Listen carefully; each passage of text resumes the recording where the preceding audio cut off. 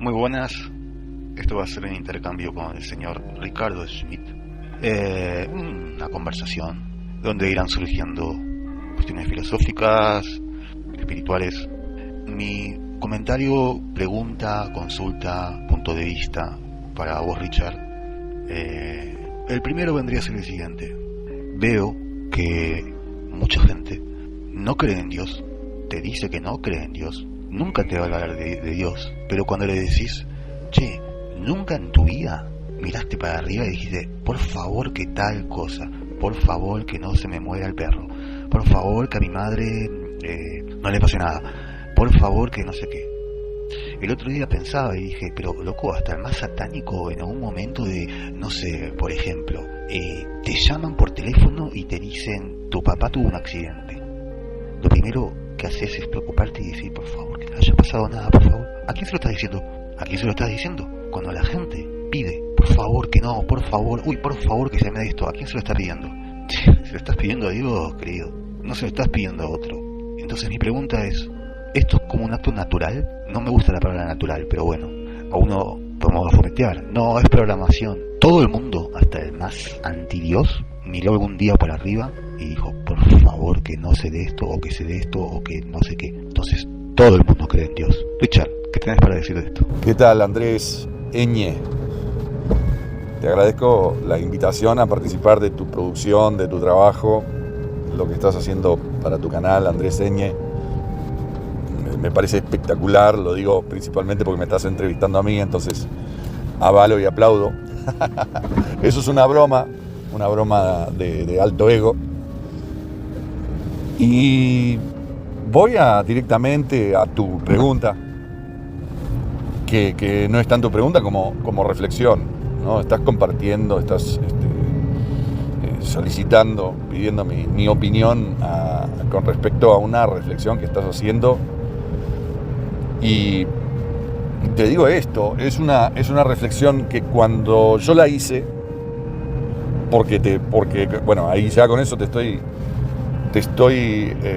confesando, que no es nada vergonzoso, sino que te estoy compartiendo el hecho de que a la misma conclusión he llegado yo en algún momento de mi vida, no te puedo decir exactamente cuándo, pero sé que ya ha pasado un tiempo desde aquel entonces y al principio fue, por supuesto, me generó un pequeño shock, porque anterior a esta realización que me compartiste,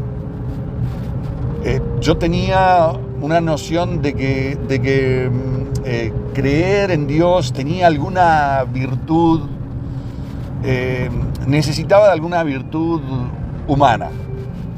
Es decir, de alguna manera yo era co-creador de Dios gracias a mi adherencia. Como que yo votaba por Dios, ¿no? Yo votaba en pro de la existencia de Dios. Entonces, por virtud de mi voto, y después cuando contábamos los votos, éramos la mayoría, bueno, entonces salía votado Dios como el ganador de este debate, de este certamen, ¿no? En el que se ponía en cuestión la existencia de Dios. Pero bueno, en principio fue chocante, pero con el tiempo fue muy liberador este conocimiento. Fue muy liberador porque me desinvolucró de la cuestión. Es decir, yo no tengo mi voto de que sí, Dios existe es inconsecuente. De última, esta realización, ¿no? El llegar a esta conclusión que te ocurrió a vos en tu vida y que me ocurrió a mí también, seguramente en diferentes momentos, en los momentos que era necesario que ocurriera. A ver, yo tenía una creencia nominal en Dios, y creo que siempre, hasta cierto punto, nuestra creencia en Dios será nominal, porque vivimos en la superficie, porque simplemente expresarlo es un acto humano, material, y creo que Dios no habita, o sea, Dios no existe porque nosotros digamos que exista. Entonces, siempre que lo confesemos, lo traemos a una instancia nominal. pero creo que hay niveles de profundidad a los que esta convicción se materializa, por así decirlo, o cobra entidad, ¿no? Dios cobra entidad para nosotros a diferentes niveles de profundidad, de acuerdo a nuestro caminar y a nuestra experiencia. Y así como en la adolescencia ocurren cosas que antes desconocíamos, por ejemplo, despierta digamos el líbido, y que el niño de 8 años lo desconoce, pero el adolescente no lo desconoce. Entonces, de la misma manera hay niveles de profundidad en el caminar espiritual. Por eso Pablo habla de el alimento, la leche espiritual, y le hace un reclamo a los, no recuerdo si es a los efesios o a quienes les hace un reclamo de que, vamos a hablar en términos Reina Valera, vosotros todavía necesitáis de leche espiritual y no de vianda o no de carne, no meat. Como dijo Pink Floyd, you can't have any pudding if you don't have your meat, or if you don't eat your meat. No podés comerte el postre, este alimento suave, el pudding, ¿no? ¿Cómo se llamaría en español? Sin comer la comida sólida. Bueno, Pablo lo contrario, les decía, ustedes todavía están en esto de la leche espiritual, o sea, que se alimentan como bebés, como niños. ¿Por qué? Porque todavía sois niños espirituales. O sea que esto de la maduración espiritual no es un invento mío. Yo creo que maduramos así como nuestro cuerpo y así como, digamos, intelectualmente nos desarrollamos, bueno, también nos desarrollamos espiritualmente. Y en el momento justo de nuestro crecimiento espiritual, que es atemporal o es anacrónico, digamos, se puede crecer a madurez plena en cuestión de segundos. ¿Cómo le puede haber pasado al ladrón en la cruz, aquel que moría a la par de Jesús? Que cuando el otro ladrón dijo, Señor, usted que tiene poder, bájese de aquí y bájenos a nosotros también. No sea contradictorio, estamos sufriendo. Y el otro maduró en 7 milisegundos. Entendió, o sea, habló fruto del espíritu, no de la carne. Y dijo, nosotros estamos aquí condenados por nuestros actos, pero este hombre nada hizo. Y entonces viene la entrega, su entrega. Y dice, Señor, no bájame de esta cruz, sino, Señor, bájame de la cruz de la eternidad. O sea, que no sea mi deceso, no sea un deceso espiritual. Acuérdate de mí cuando vengas en tu gloria. Y la madurez espiritual la alcanzó en 14 milisegundos, o en 9, o en 19, lo que sea. ¿No? Volvió a entender lo que era importante. Entonces es anacrónica bueno, estoy usando ese término, pero no sé si es el mejor.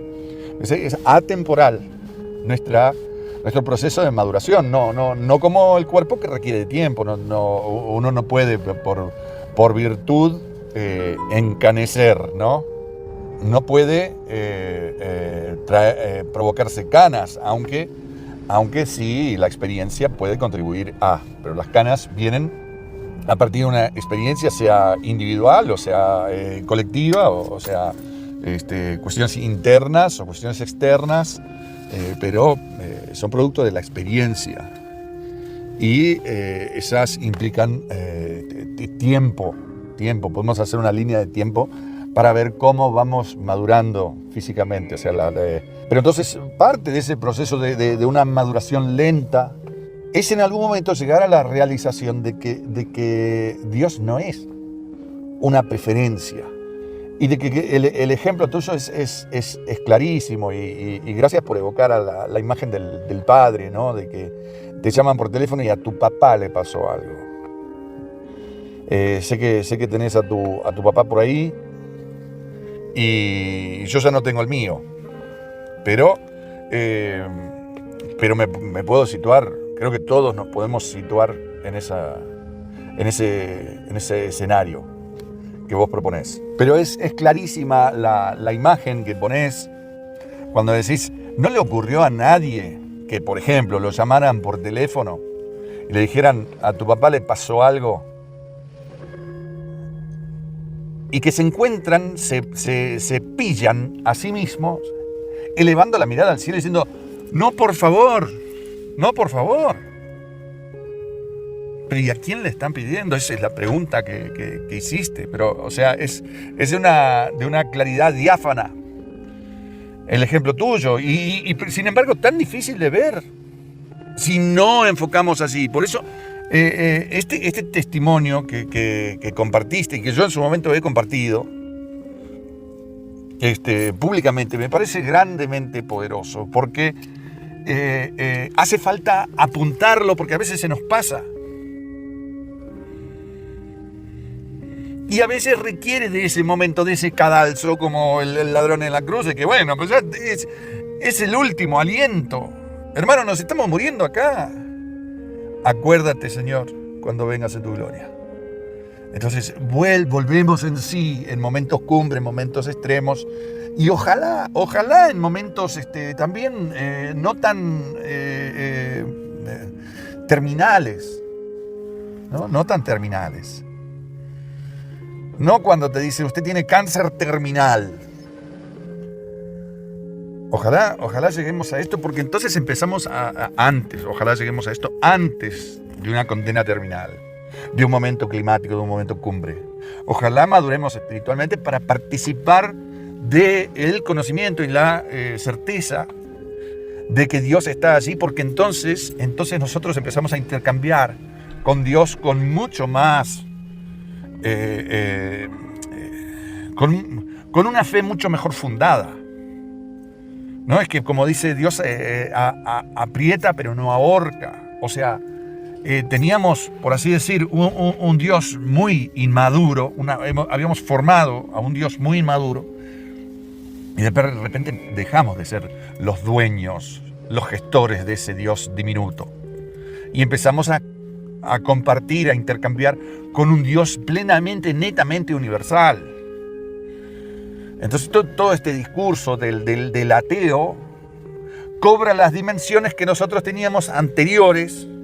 O sea, el ateo está tan convencido de lo suyo como nosotros estábamos convencidos de ese Dios diminuto que habíamos generado a partir de decir, yo creo en Dios porque yo voto por Dios. No, Dios está allí irremediablemente, y nosotros tenemos, si Dios existe, por tal y tal consecuencia, ¿no? Nosotros tenemos acceso, podemos venir, acudir a ese Dios, y podemos tener una relación real con ese Dios, y que no es un Dios que nos lo inventamos nosotros. Entonces ya a ese nivel el ateísmo pasa a ser un argumento que, hablando de la analogía de la maduración física, el ateísmo es una discusión de niños. La propuesta ateísta, ¿no? La propuesta de que Dios no existe, tiene un nivel espiritual mínimo. Pero qué bueno saber que nosotros, los que confesábamos, porque acá hay de todo, el que confesaba que Dios existe o confesaba a Dios, y el que no, estaban al mismo nivel de discusión. Pero una vez que llegamos a esta realización, que es simplemente un clic, porque a ver, ¿qué pasa en ese momento cuando elevamos la mirada al cielo? Pero habías dicho hace 2 segundos que Dios no existía, pero cuando pasan cosas, Dios está allí. Aunque sea en tu reclamo y en tu enojo y en tu tristeza. Entonces es totalmente independiente de nuestra actitud y soberano, si se quiere. Y es importantísimo para mí compartir este clic. Porque entonces, como te digo, al principio es un shock, pero a la larga es liberador. porque nos exime a nosotros de justificar, ¿no? De justificar a Dios, o sea, de darle nosotros que Dios depende de mí, testimonio. No, yo puedo mañana errar de la peor manera y de todas maneras Dios está, ¿no? Pero antes de eso yo decía, bueno, Dios se cae en cuanto me robo un dulce del supermercado. Entonces Dios acaba de dejar de existir porque yo lo sustentaba antes con mi confesión de que Dios existe, pero ahora como soy un triste pecador, veo que, bueno, si tanto creo en Dios, ¿cómo puede ser que robe si Dios es el que da todas las cosas? Entonces no digo que Dios nos libera para poder pecar en paz, pero Dios nos libera del pecado. Y aún si pecamos, abogado tenemos, ¿no?, ante el Señor. Abogado tenemos en Cristo Jesús. Es grandemente liberador. Coincido en absolutamente todo y quería derivar el tema en esta cosa de y si Dios existe, ¿por qué pasan cosas? Y en lo que yo abogo siempre es que las cosas no las hace Dios, las hacen las personas, los seres humanos. O sea, Sodoma y Gomorra Dios no quiso, o sea, incluso quiso destruirlos, los hizo mierda, ¿no? Entonces uno dice, y si existe Dios, ¿por qué se muere un niño de cáncer? Y bueno, mira, no sé, nadie lo sabe, pero no hay que poner el dedo ahí. O sea, Dios es liberador, pero Dios no te va a salvar si te quedas sentando rezando y no haciendo nada. Y bueno, sí, también quizás puede estar ahí, pero digo, la experiencia hay que tenerla. Digo, tu experiencia con Dios no puede ser solamente pensar que Él existe. Bueno, sí puede ser, pero digo, hay formas de comunicarte, ¿no? Hay formas de tener algún tipo de relación. Porque si no, si está ahí y está ahí porque sí y no tiene nada que ver con vos, ¿qué? Por eso te digo que también está, a ver, yo lo saben todos, no soy religioso, pero pienso en Dios todos los días. El pensamiento de que te quedas mirando a la nada y alguna le tirás o alguna decís lo que sea, ¿viste? Muchas veces esas charlas internas que la gente dice que tiene son simplemente charlas con Dios. Y esto no es acá vamos a defender a Diosito, no, una cosa que se dio, intercambió sobre ese tema, que yo al menos, digamos como que hace un tiempo estuve muy alejado y ahora volví de vuelta, digamos, a acercarme a lo que es, a recordar, a tener una relación con Él, digamos, más cercana. Lo había dejado como en un rincón y como, bueno, no sé si... Y ahora fue como un palo en la cabeza, como bueno, mira, ¿estás seguro que, como dice Richard, que no te golpearon la puerta? ¿Cuántas veces, o sea, te le golpearon 1, 2, 3 veces? Entonces, voy a eso, Richard, voy a las injusticias, las guerras, las atrocidades humanas y lo que eso aleja a la gente de Dios, supuestamente, o a bastantes personas. Sí, Andrés, sintonizar plenamente con Dios es una ambición que está un poco más allá de nuestro alcance. Esa es nuestra condición. Por lo que, no difícilmente, sino que es imposible que podamos entender las profundidades de los designios divinos. Esa limitación creo que tarde o temprano tenemos que aceptarla. Y de alguna manera nos hace bajar un poco la cabeza. Porque de lo contrario,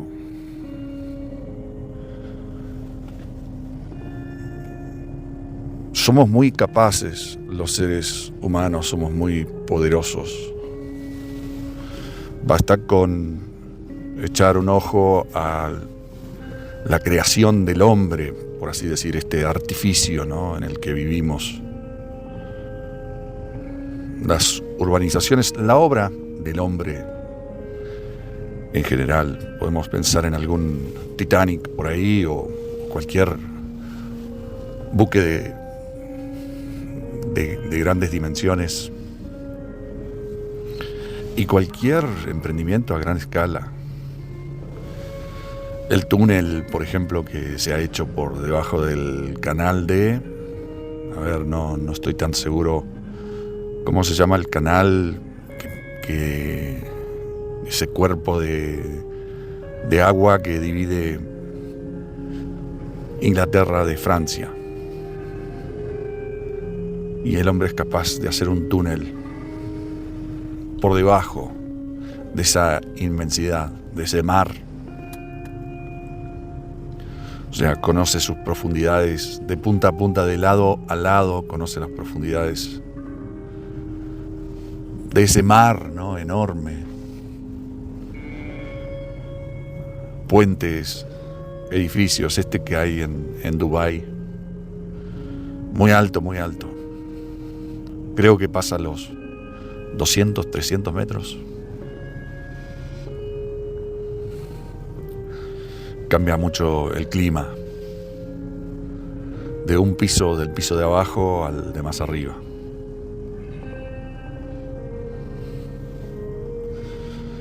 Somos muy poderosos.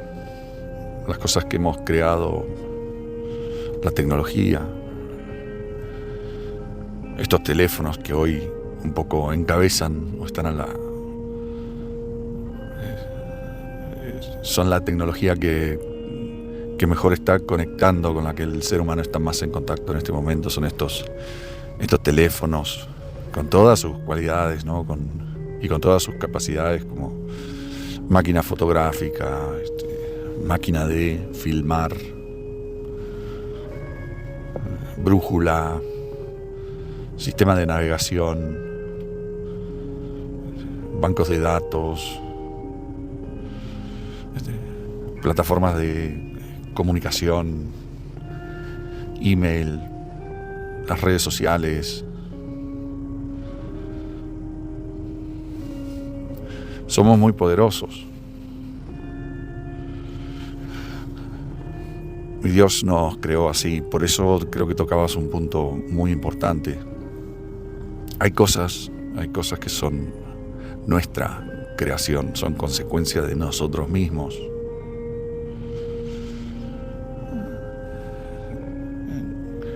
Creo que es Génesis 6, en los primeros pocos versículos, quizás el 3, si mal no recuerdo. Pero si no, por ahí está. Dice que Dios en un momento pensó y expresó y comunicó esto después al escritor del Génesis, muchas veces entendido como Moisés, el escritor del Génesis. Dios transmitió esta reflexión que él hizo y dijo: no contenderé con el hombre.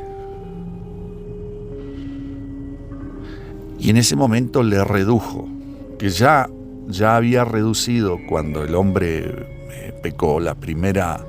El primer condicionamiento, digamos, la primera consecuencia en el Edén fue apartarlo del árbol de la vida, para que no viviera para siempre.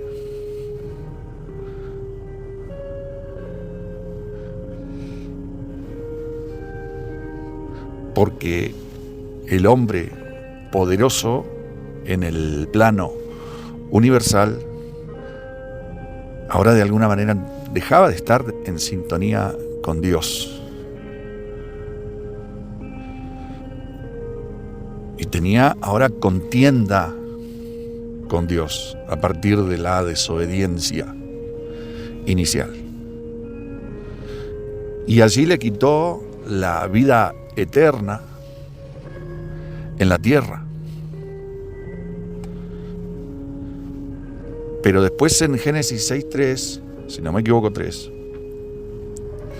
todavía le reduce más las capacidades y le quita 800 años de vida. Porque dice, no contenderé con el hombre.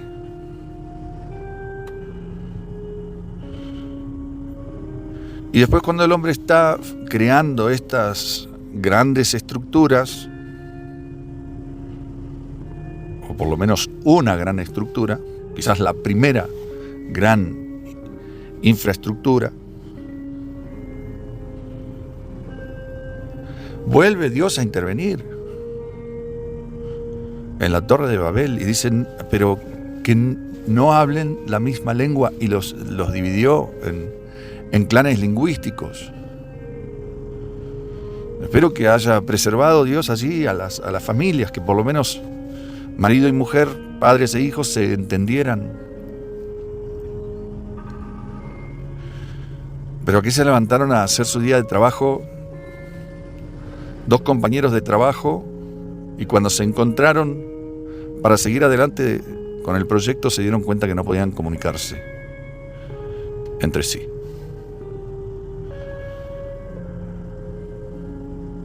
Y Dios tuvo que intervenir repetidas veces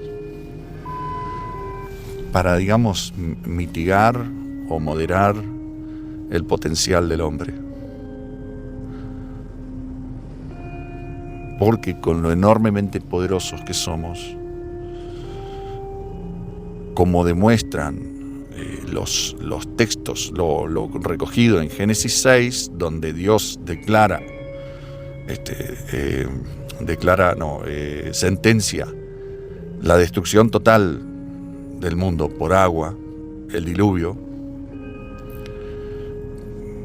queda demostrado que el hombre era muy poderoso en su propio detrimento.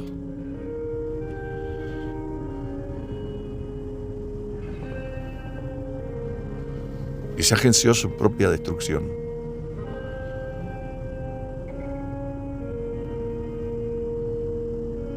Porque habrían gestado un mundo invivible. Porque dice así que su accionar y su pensamiento era de continuo el mal. Entonces somos poderosos en nuestro propio detrimento.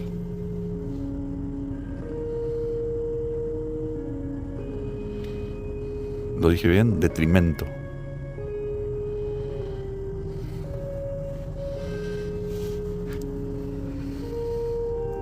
Entonces hay cosas en este mundo que innegablemente hay males en este mundo que innegablemente son de nuestra propia gesta.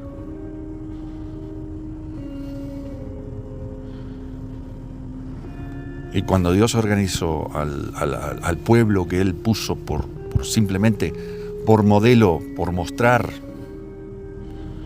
por ordenar al hombre, por ser su pastor, para tener su propio rebaño, para mostrar, así es el hombre bajo mi ley.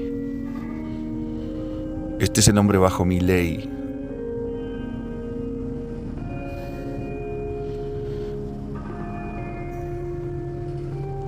Y es posible que en algún momento Israel alcanzara a ser un pueblo sin enfermos, porque las leyes que tenían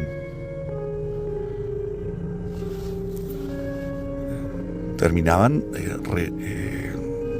tenían como consecuencia sanidad, vitalidad, había armonía, había contención, había verdad. Había un orden. Israel estaba en armonía con Dios en la medida en que se entregaban a ese Dios, regidor, legislador, pastor.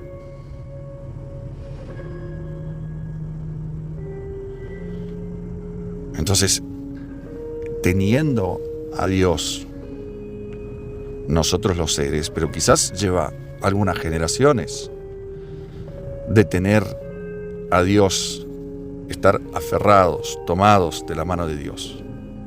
Quizás lleva generaciones. Pero algunas de las enfermedades, algunos de los padecimientos que puede haber tenido un abuelo mío, con el tiempo, esa proximidad con Dios nos va sanando generación tras generación.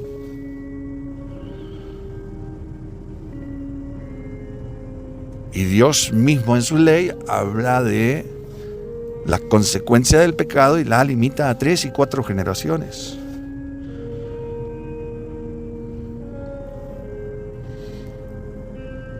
Y cuando hablamos del cáncer, del niño inocente, pues es que es gesta nuestra también. Y no solo de nuestros abuelos, sino o sea, no solo de nuestros pares en vertical sobre la línea del tiempo, o sea, nuestros antepasados, sino que nuestros pares coetáneos, ¿no? Los que viven en nuestro entorno y que también son gestores de cosas negativas, de padecimientos.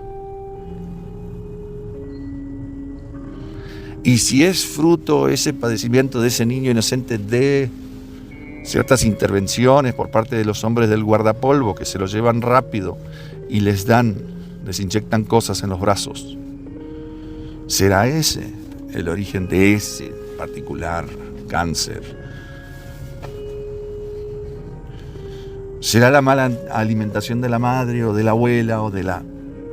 Sí, o sea, estas cosas no se pueden negar del todo. Yo no digo que yo sepa las razones por las cuales alguien padece, o algún ser en algún momento padece, y todo nos hace ver la situación como algo injusto. Pero, por ejemplo, volviendo a Israel, el índice de asesinatos era muy bajo. Comparado a lo que eran los pueblos sindios.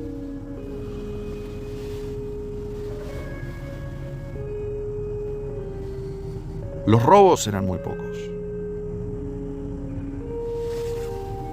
Los castigos eran muy severos. Por adulterio era la muerte. Entonces no se adulteraba. Vamos, que en Singapur el día de hoy poca gente tira basura en la calle. Pero porque son multas de miles de dólares.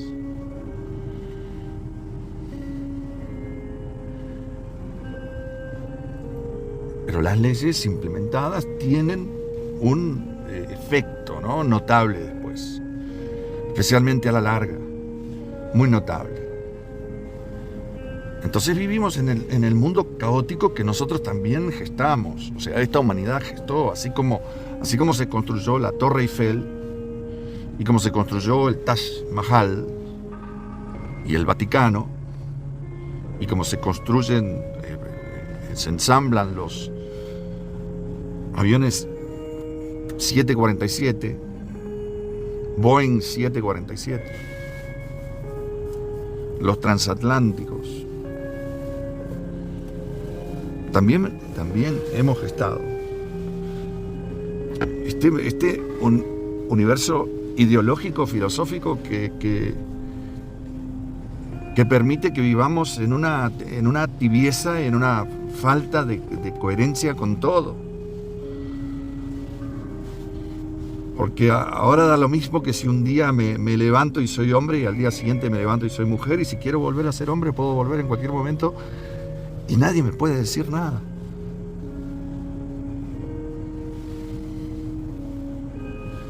Entonces quiero decir, o sea, eso es gestión nuestra. Porque, repito, porque el hombre es muy poderoso. Por eso Dios lo respetó y supo que tenía que cortarle algunas alas. De lo contrario, la guerra sería insostenible. O sea, o la guerra era muy drástica. Las cosas terminaban en diluvio, otra vez. O sea, no pudo reingresar Dios a la humanidad antes del diluvio. Solamente pudo alcanzar a una familia. Que no por perfecta.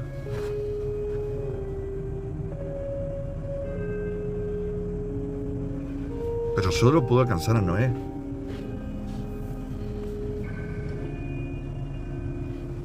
Y ya a un hombre segregado lingüísticamente, a un hombre que solo vivía 120 años, como mucho, y que después después Salomón puntualiza que en realidad la edad del hombre son 70 y 80.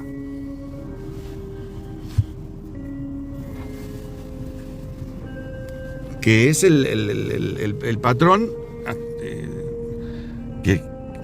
o el límite de tiempo en el que vivimos hasta nuestros días. Ese es nuestro rango. Como mucho, 120 años. Pero en general 70 y 80. Ojalá 90 y ojalá 100.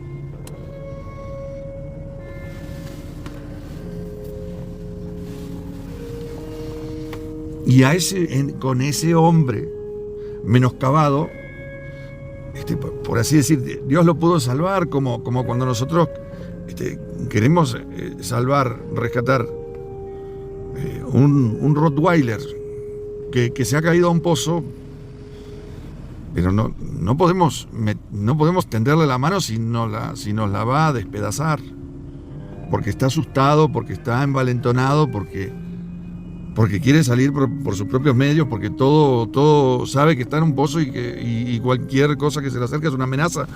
Bueno, quizás, a ver, con el Rottweiler, ¿qué podemos hacer? Le bajamos un poquito de carne con un Valium adentro. O sea, de alguna manera hay que mermarlo para poder rescatarlo. Estas son lógicas que estoy concatenando aquí. Esto no es teología, es simplemente reflexión. No creo que podamos hacer la teología que diga Dios tuvo que debilitarnos para poder rescatarnos, pero yo estoy uniendo los puntos y me doy cuenta que Dios estableció a Israel, que era ya un ser humano que solo vivía, primero que no tenía alcance, no tenía acceso al árbol de la vida, que ya parece entonces quién sabe dónde estaba, porque esto es el diluvio debe haber alcanzado también al árbol de la vida, lo debe haber, no sé, arrancado de raíz.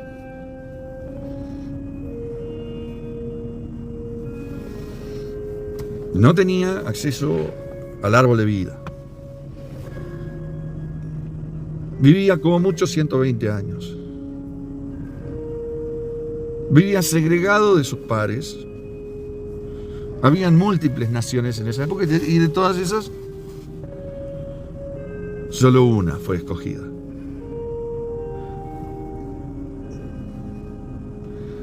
Para poder llevar a cabo el rescate, que terminaba siendo algo mucho más humilde que una nación que era un simple individuo, el Mesías. Para poder traer al Mesías fue que Dios escogió una nación. Pero en el traspaso Entre esto que se enviaba al Mesías, que el Mesías llegaba como ser de carne, como hombre, para llegar allí, Dios formó una nación donde se dio a conocer su naturaleza, y por eso los pueblos circundantes les temían.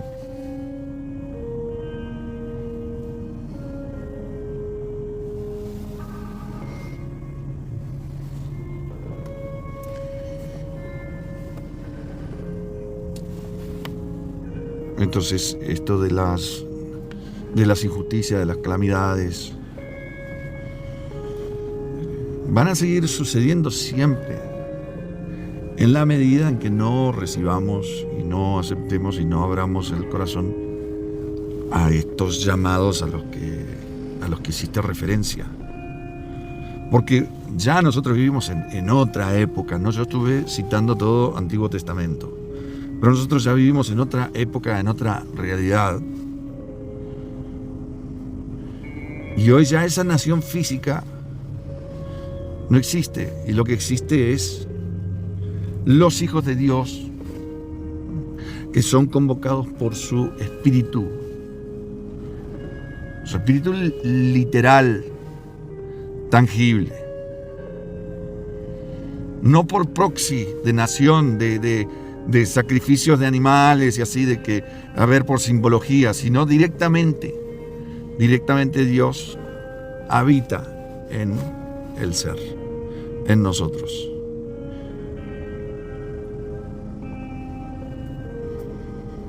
Ya eso se da post-Mesías.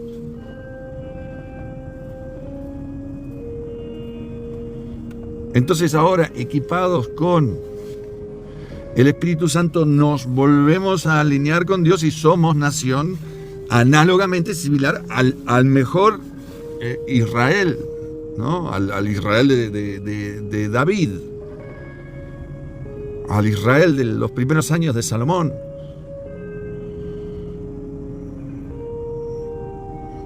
O sea, volvemos a resurgir como seres, es una suerte de resurrección también. O sea, somos vivificados por el Espíritu de Dios que viene después del Mesías, de la crucifixión y resurrección.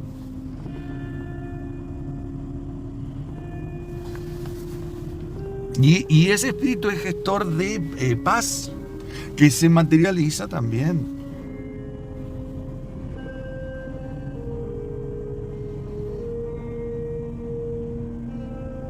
Y a los que a Dios aman, todas las cosas ayudan a bien.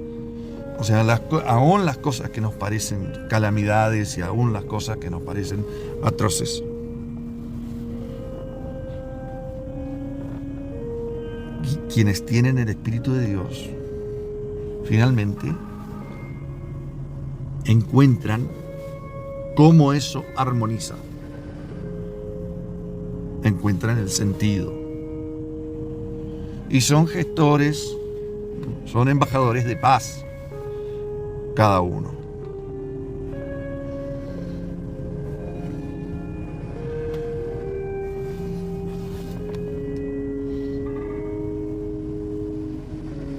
Y eso es un poco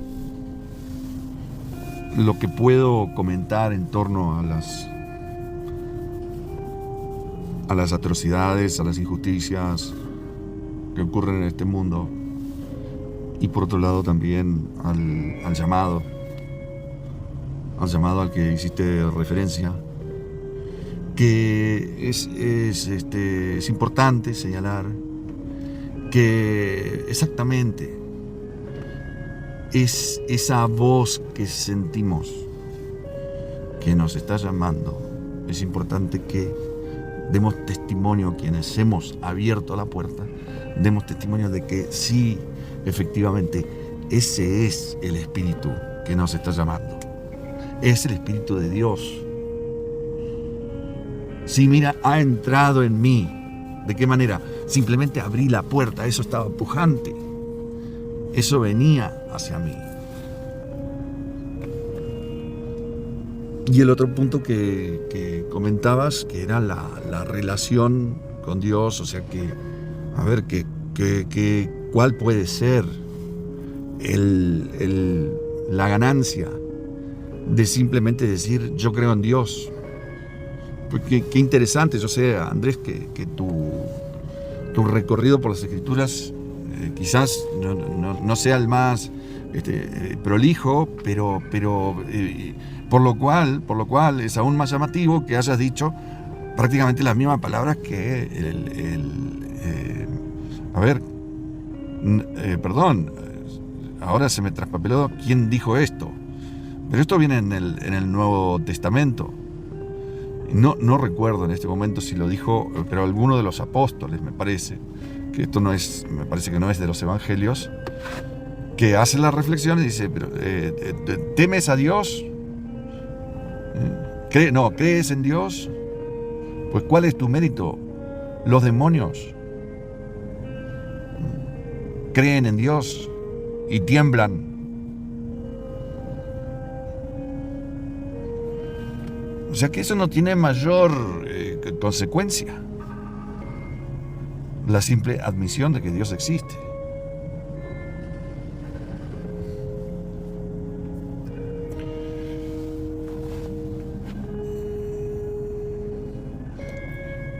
Y tenemos dos posibles avenidas, o dos muy palpables avenidas, para profundizar en nuestra relación con Dios. Si lo que buscamos es alimento,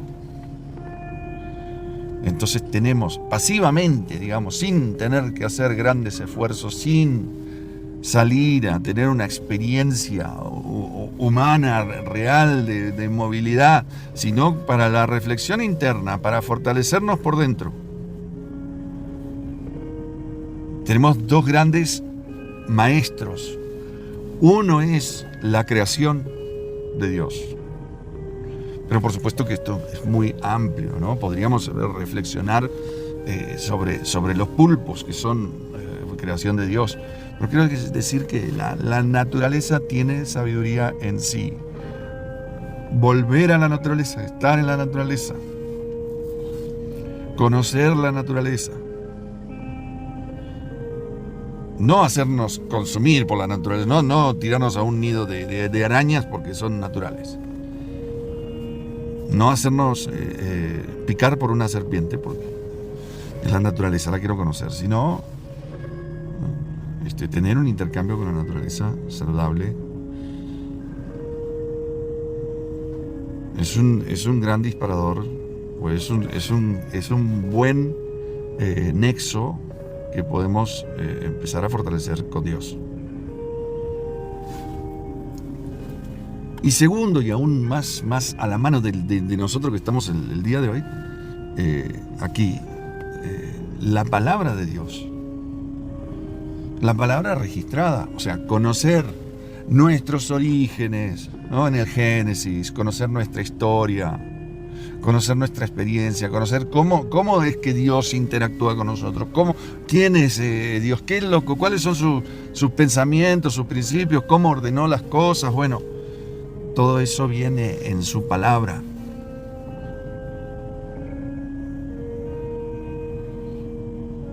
Y a través de su palabra es que podemos profundizar, nos podemos relacionar más profundamente con Dios.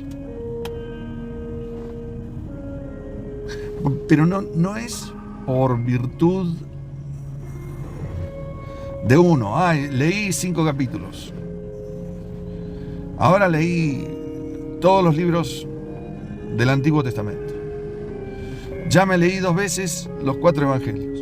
No, es que empieza a ocurrir. Empiezan a cimentarse algunos principios, aunque sean aleatorios, muy básicos, no requieren de una gran lectura, pero empiezan a asentarse cosas. Empezamos a entrar en cordura, por así decir. Por ejemplo, tenemos que dice: el principio de la sabiduría es el temor de Dios. Bueno, paso número 1. ¿Cómo es ser sabio? Bueno, ser sabio es saber que Dios es nuestro supremo. y tener esa actitud ante Dios. Ahí ya nos estamos empezando a alinear y quizás lo sabíamos. Ni siquiera digo quizás. Estoy bastante seguro de que lo sabíamos, pero está bueno que esté ya registrado por allí y diga, claro que sí, es que uno cuando escucha eso, que el principio de la sabiduría es el temor de Dios, o sea, el primer paso para poder ser sabio es reconocer a Dios. Pero es que nosotros ya reconocíamos a Dios sin haber leído la Biblia y sin haber encerrados en nuestro mundo quizá caótico de negar, de darle la vuelta, de cerrar la puerta, de ignorar el llamado del Espíritu. En ese mundo caótico, de todas maneras, en el fondo sabíamos, ya tocamos este tema, sabíamos que Dios está allí.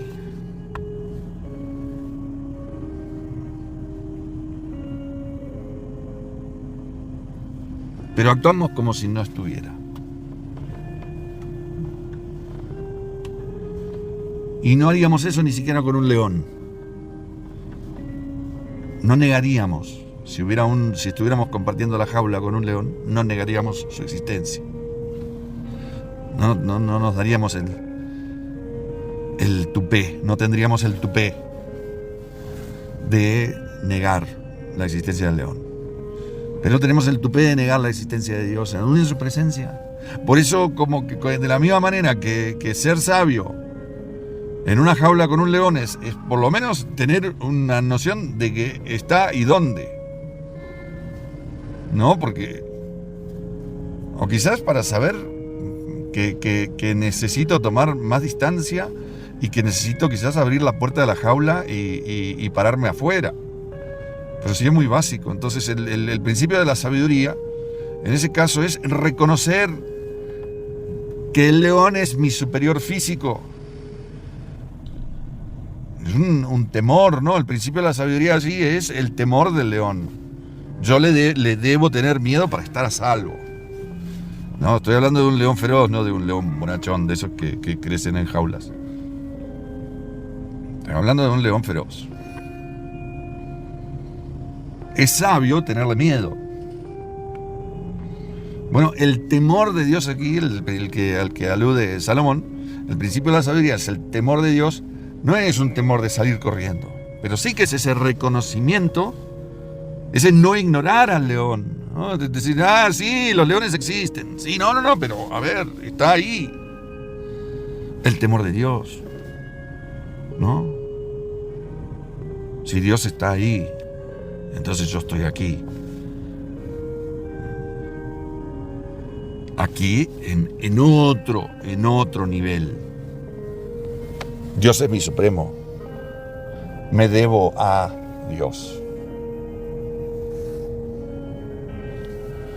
Entonces, ese tipo de perlas, al principio parecen aquí y allí, nos llaman la atención aquí y allí, pero con el tiempo vamos encontrando más y más perlas